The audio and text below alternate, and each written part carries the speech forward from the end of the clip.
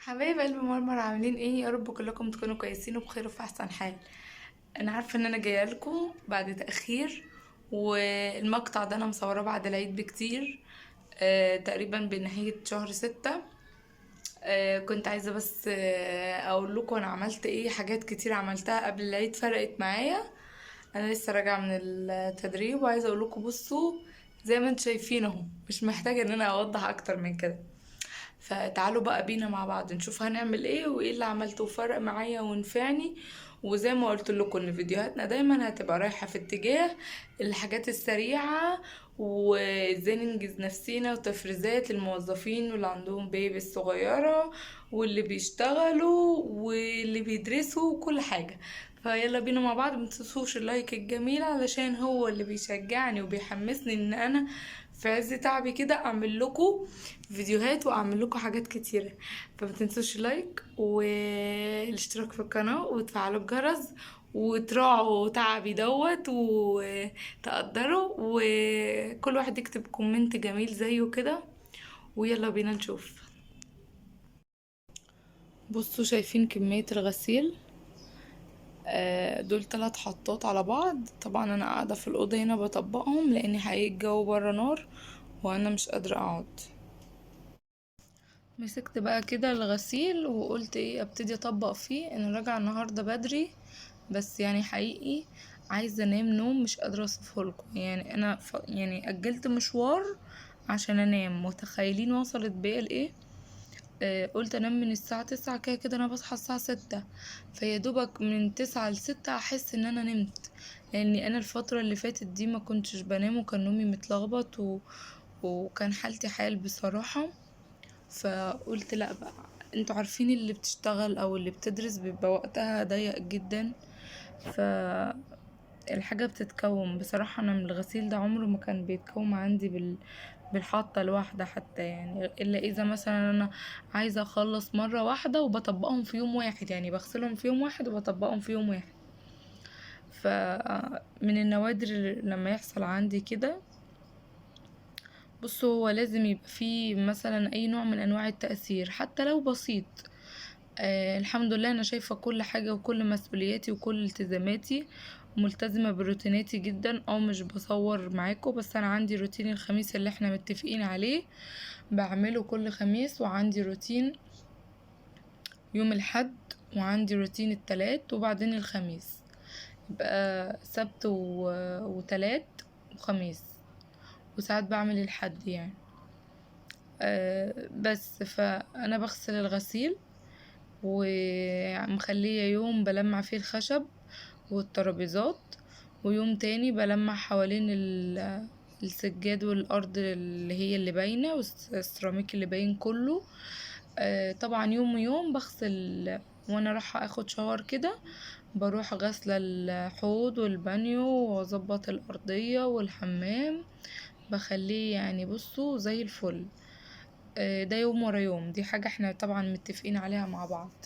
عندكم بقى ايه؟ انا اجازتي الجمعة، باجي الجمعة بروح مسح الشقة، ومن الخميس بالليل ببقى جايبة مثلا ازا لحمة مفرومة بانيه كده، واتبل واجهز واعمل كفتة واعمل برجر واعمل كل المفروض اعمله، وبروح حطاه في الفريزر على التجهيز على طول ان انا اجي من بره. مثلا اسيبه يفك بتاع فرنج ساعة كده، ممكن الساعة دي اريحها وممكن لا، على حسب يعني. وبقوم بقى مثلا اجهز الغدا، اعمل اللي ورايا. مثلا، بس انا عايزه اقولكوا لما بنام ساعة بصراحة بتفرق معايا جدا. يعني ما تستهونوش بالساعة دي، الساعة بتفرق قوي. يعني بيبقى عندي طاقة، ممكن ابقى صاحية عادي بس ما يبقاش عندي طاقة ان انا اكمل او ان انا اعمل حاجة. زي مثلا دلوقتي انا جيت ما نمتش عشان كنت عاملة محشي. زي ما سمعتوا عاملة محشي وانا بتدرب وبدرس وبشتغل والدنيا كلها في دماغي. جهزته من بالليل، انا كنت مفرزة الكرنب معاكو، طلعت كيس يفك، وكنت عاملة الخلطة ومزودة فيها. كنت عاملة حلة خلطة اللي هي التسبيكة ومفضية على كذا كيس. بس امبارح ما عملتش اي حاجة غير ان انا سبته يفك، واشتريت خضرة بس عشان بحبها فريش، وغسلت الرز وفكيت الطماطم وحطيت كله على كله. بس ما عملتش حاجة يا جماعة غير كده بجد. ولفيت طبعا، ده بالاضافة ان انا لا يعني لفيت. بس وقمت الصبح وانا نازلة طلعت الفراخ من الفريزر، سبتها تفك جوه التلاجة، مش برا يا جماعة، جوه التلاجة، عشان الجو حر جدا وممكن الحاجة تضرب. اني بنطلع الحاجة ما بنكملش نص ساعة وبنلاقيها فكت. تخيلوا بقى انتوا ممكن تسيبوها في رينج بتاع حوالي 6 ساعات، 5 ساعات، لا، طلعوا الحاجة من بالليل علشان تلحقوا وقتكم، بس خلوها في التلاجة، هتفك على مهلها بشكل صحي وأفيد. فاعتمدوا الطريقة دي. وجيت غسلتها طبعا، هي كانت نضيفة بس بغسلها تاني، وشطفتها وسلقتها وحطيتها في الفرن تاخد وش، وخدت الشوربة بتاعتها سويت بيها المحشي وأكلنا. فما ما قدرتش بقى ان انا انام، لاني يعني حوار كده، كمان كان عندي ظرف تاني كده، فما عرفتش ان انا انام بسببه.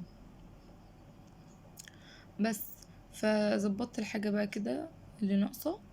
هنا بحط ملح على الرز علشان خاطر النمل، بحط على الأحرف كده علشان خاطر النمل ما يجيش عنده. فضيت خل وفضيت شاي وفضيت سكر، فضيت شعرية، واديني هفضي مكرونة اهو. بحب اكون مجهزة الحاجة كده اول باول علشان ايه محتس. بصوا كده عبيت كل النواقص. تعالوا بقى مع بعض نكتب الحاجات اللي احنا هنجيبها، علشان كل اللي فضيته ده مفيش منه تاني غير الرز. يعني عايزين مكرونة من دي، وعايزين عندنا رز، وعايزين شعرية، هنجيب ازازة خل تاني، عندنا شاي وعندنا سكر، الحمد لله يعني عندنا كل حاجة. فتعالوا بقى كده مع بعض نشوف هنكتب ايه. جيت بقى هنا قلت يا بنت فك الشيالة، خلاص العيد خلص. انت مش معنى ان انت لسه عندك كحك وبسكوت وبيتيفور يبقى كده، لا فضيها، عشان كمان الجو حر، والحاجات اللي عليها شوكولاتات ومربى بتقعد تسيح عليها من بره بقى، وممكن تلموا النمل، وانتوا عارفين النمل وعمايله في الايام اللي احنا فيها دي. فلميتها كده، وكانت البونبونيرة فيها مثلا شوكولاتة وبونبوني، وكان فيها توفي. قلت برضو الحاجات دي كلها هتلم النمل. جيت بقى زودت صابون كده، انا بحب الصابون ده اوي يا جماعة بجد. يعني بصوا بحط نص الازازة وبكمل بقية الازازة مية، وبيعمل لي كميات مهولة من الرغوة والتنظيف يعني. بس ابتديت بقى ان انا ايه اصبنهم كده وانضفهم، وبغسلهم وبصفيهم، واول لما بينشفوا تماما ممكن اسيبهم لتاني يوم. بروح حاطة ما بين كل واحدة واحدة ورقة جورنان او ورق كراسة، اي حاجة متوفرة عندك، حتى لو ممكن قماشة تكون عندك قديمة مثلا مش محتاجاها بس تكون نضيفة. وبروح حاطة اللي هي العمدان بتاعتها او القوائم اللي هي بتتسند عليها بال بالحلقات اللي هي الشبه بتاعة الأنابيب دي. وبروح ايه حطاها في كيس ومقفلاها استعدادا لأي موسم بقى داخل. وكمان البونبونيرة بنفس الوضع، علشان يبقى كده كله جاهز. بصوا يا جماعة الصابون خرافة في حتة تانية بجد. جيت لكم بقى هنا على اكتر حاجة عملتها وعجبتني قوي، ومرضتش والله العظيم اعملها من غير ايه ما اقولكم. هنا جبت اللي هو البريمكس دوت، ولا مش عارفة البروماكس تقريبا. ده المفروض ان هو برسيل جل بيتعمل في البيت للغسالات الاوتوماتيك. هتقولوا لي لا يا مرمر ده مش للاوتوماتيك، لا ده للاوتوماتيك، وكمان مكتوب عليه زي ما اخدتوا بالكم في اول الفيديو، في اول المقطع سوري. وفي منه كمان للغسالات العادية. ده قد ايه؟ ده كيس تقريبا كان ب35 جنيه، وبيعمل 3 كيلو، بس انا عملت 2.5 عشان يبقى تقيل وينضف. هو عبارة محتويات الكيس عن كيس جل وكيس بودر، بتفضيهم على بعض وبتقعدي تقلبيهم كده تقليبة محترمة، وبتزود لهم المية يعني بالترتيب كده، لتر ولا لتر، بطريقة ايه متناسقة وبسيطة. ومش بقعد ان انا ايه كوب مرة واحدة، عشان ايه القوام بتاعه ما يفكش. بس بتديله كام تقليبة الاول كده عشان تتأكدي ان هو اتمزج من كل حاجة. هنا بقى بوريكوا الازازة ديت عبارة عن 2 لتر 430 جرام. ما حطيتش غيرهم فقط. عايزه اقول لكم بيتقل وبينضف حلو قوي يا جماعه، هاتوه وجربوه. انا حطيته اتفاجئت من النتيجه، انا قلت كنوع من انواع التجربه علشان كمان اجرب معاكم، عشان لو حد عايز يجيبه وخايف ولو هو يعني طلع وحش ما يجيبوش ويبقى كلف نفسه. انا جربت عشان انتوا ما تجربوش، بس بجد هو طلع حلو جدا. هاتوا اشتروه واعملوه، هينفع معاكم في وقت الزنقة في اواخر الشهر لو المسحوق غالي وحاليا يعني امكانيات مثلا ان انتي ما تجيبيش، فهينفع معاكي قوي. هيسد يعني 2 كيلو ونص، كمية كبيرة. لو حطيتي في الغسلة غطيين هتعمل معاكي شغل محترم. هنا بقى كده كنت جايبة صابون، قلت علشان خاطر صابون الفيبا يا جماعة غلي قوي قوي. انا مش فاهمة ايه ده بصراحة وايه السبب يعني وليه.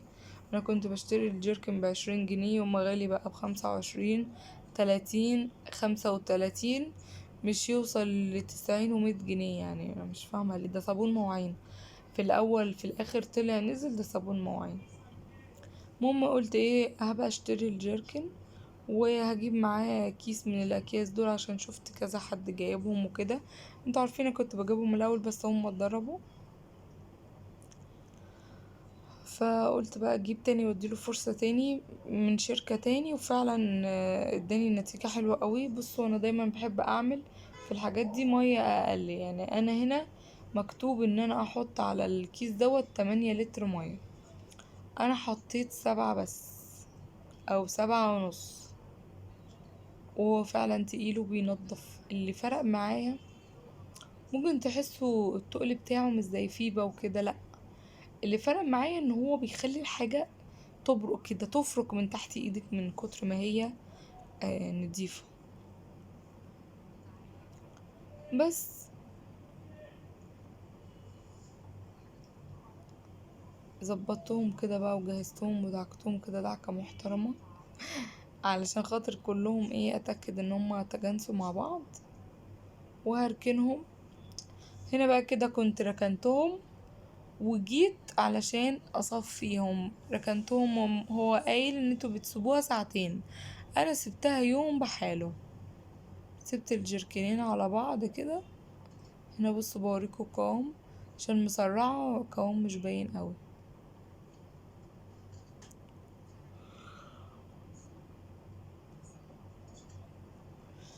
يا النوم يا بصوا شايفين القوام بتاعه عامل ازاي. عايزه اقولكوا ريحته جبارة، بس لازم تتوصوا منه شوية وانتوا بتغسلوا.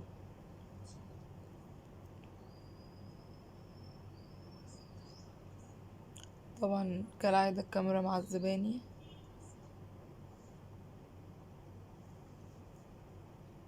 هنا بقى كده خلاص خلصت وقفلت دي، حطيت في الجيركن الصغير ده، ورحت حاطة في ازازة تاني اللي هي الازاز اللي هي ال2 لتر. فكانت حلوة اوي بصراحة. هنا بقى قلت افضي الصابون ده شيركن بتاع فيبا، كان عندي من الاول، انتوا عارفين ان انا بشتريه على طول، فقلت بقى ان انا افضي فيه. طبعا لقيت الدنيا هتتبهدل وتتلحوس، فقلت ان انا هفضي وبعدين ارجع لكم. بس القوام بتاعه بص انا اوريهولكوا. هاتوه يا جماعة وجربوه واستخدموه، واشوفكم في فيديو جديد. مع السلامة.